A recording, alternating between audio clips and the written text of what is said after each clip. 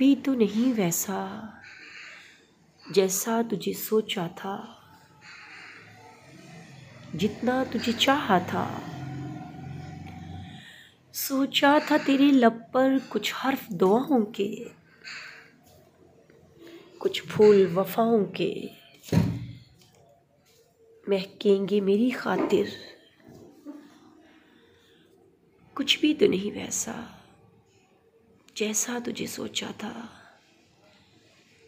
महसूस ये होता है दुख झीलित जो अब तक, बेनाम मुसाफत में, लिखने की मोहब्बत में, पढ़ने की ज़रूरत में।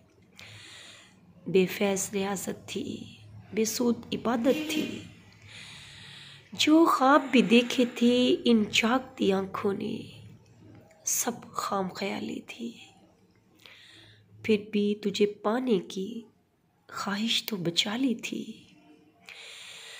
लेकिन तुझे पाकर भी और ख़ुद को गंवा कर भी, इस हबस के मौसम में खिड़की से हवा आई। नींद है आँखों में ना दिल में वो पहली सी, ताज़ा सुखन आराई। ना लफ्ज़ मेरे निकले, ना हरफो मानी की दानिश मेरे काम आई। ना दीदा रफ़ाकत में जितनी भी हैसियत थी, सब मेरे ही नाम आई। कुछ भी तो नहीं वैसा जैसा तुझे सोचा था, जितना तुझे चाहा था।